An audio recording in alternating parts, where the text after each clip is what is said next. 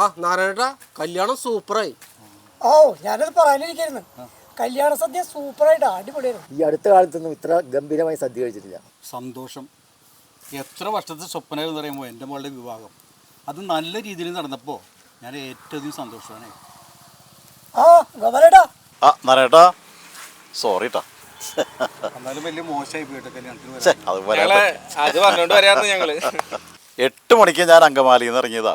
10-20 minute യാത്രയിലുള്ളൂ ചാലക്കുടിയിലെത്താനായിട്ട്. 8 മണിക്ക് വീട്ടിൽ നിന്ന് ഇറങ്ങിയിട്ട് ചാലക്കുടിയിൽ കല്യാണത്തിന് എത്താൻ പറ്റിയിരുന്ന ആ 20 കിലോമീറ്ററിലേ ഉള്ളൂ ചാലക്കുടിക്ക്. അത് ശരിയാ, ദൂരം അത്രേ ഉള്ളൂ. പക്ഷേ ഇപ്പോൾ ആ സമയം കൊണ്ട് നമുക്ക് എത്താൻ പറ്റില്ല. സംഭവമൊക്കെ ശരിയാണ്. ഈ അങ്കമാലിയിൽ നിന്ന് ചാലക്കുടി വരെയുള്ള ഒരു 20 കിലോമീറ്റർ ദൂരം അങ്ങോട്ട് ക്രോസ് ചെയ്യണമെന്നുണ്ടെങ്കിലല്ല ഇപ്പൊ ഒരു ദിവസം ഉണ്ടെങ്കിലും നടക്കില്ല, അത്ര ബ്ലോക്കാ. അതൊക്കെ ശരിയാണോ? മേൽപ്പാലത്തിന് പണി നടക്കുന്നുണ്ട്. പക്ഷെ കല്യാണത്തിന് വരാഞ്ഞത് അത് മോശമായിപ്പോയി. എൻ്റെ പൊന്നു ചേട്ടോ, ആ വഴിക്കൊക്കെ വന്നിട്ട് എത്താൻ പറ്റിയ ഭാഗ്യം. ആ നാരായണേട്ടാ 1 ഇഞ്ച് അങ്ങോട്ടും ഇങ്ങോട്ടും നീക്കാനായിട്ട് പറ്റണില്ല.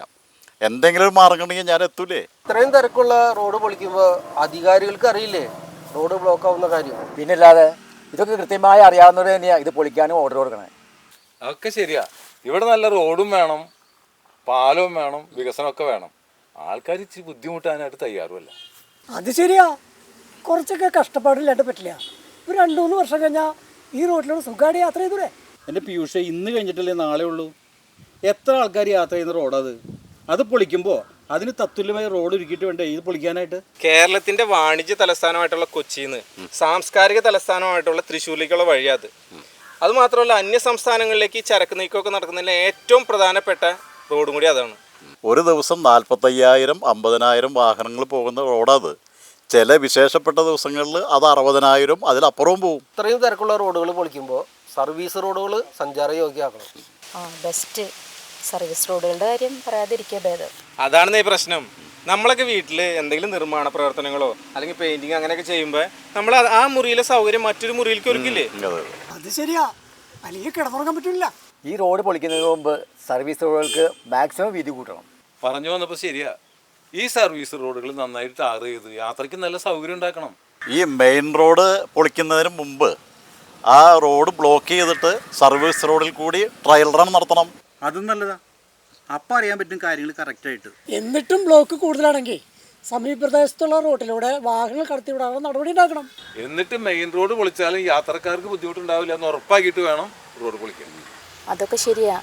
ഈ റോഡിലൂടെ പോകുന്ന ജനങ്ങൾക്ക് അധികാരി വർഗം ഒരു വില കൽപ്പിക്കുന്നുണ്ടെങ്കിലല്ലേ പറഞ്ഞതിനൊക്കെ പ്രസക്തിയുള്ളൂ. പൊതുജനം കഴുതയാണെന്ന് കരുതുന്ന ഈ അധികാരി വർഗത്തിനെ റോഡ് ബ്ലോക്ക് ആവേ, റോഡിലൂടെ ആൾക്കാർ ബുദ്ധിമുട്ടി പോവേ, അല്ലെങ്കിൽ വണ്ടി മറയേ, പൊടിശല്യമായിട്ട് ബുദ്ധിമുട്ട് അനുഭവിക്കേ, അല്ലെങ്കിൽ ആ ചുറ്റുവട്ടത്തുള്ള കടകളില്ലേ, സമീപപ്രദേശത്തുള്ള കടകൾ, അവിടെയൊക്കെ കച്ചവടം ഇല്ലാണ്ട് അവർ ആത്മഹത്യയുടെ വയ്ക്കില്ല. ആ നിലയിലൊക്കെ ആയിക്കഴിഞ്ഞാൽ അവർക്കൊരു ബുദ്ധിമുട്ടുണ്ടാവണമെന്നുണ്ടെങ്കിൽ പൊതുജനം കഴുതയില്ല എന്ന് അവർക്ക് തോന്നണ്ടേ? അതില്ലെങ്കിൽ പിന്നെ ഈ പറഞ്ഞിട്ട് എന്താ കാര്യം? ആ വഴി പോണ സ്കൂൾ കുട്ടികളും കോളേജ് കുട്ടികളും എന്തുമാത്രം ബുദ്ധിമുട്ടുന്നുണ്ട്. ഇത് മാത്രമല്ല, അത്യാസന്ന രോഗികൾ ആസ്പത്രി പോകാൻ, അതുപോലെ എന്തെല്ലാം കാര്യങ്ങൾക്ക് അത്യാവശ്യ കാര്യങ്ങൾക്ക് പോകാനായിട്ട് എയർപോർട്ടൊക്കെ ആ വഴിയിലല്ലേ, എന്തെല്ലാം ബുദ്ധിമുട്ടുന്നു. ഇപ്പം അതേ കുറച്ച് സൗകര്യങ്ങളൊക്കെ ഒരുക്കാൻ നോക്കുന്നുണ്ട് വണ്ടി തിരിച്ചു വിടാനായിട്ട്. ഒക്കെ നേരത്തെ നോക്കായിരുന്നില്ലേ?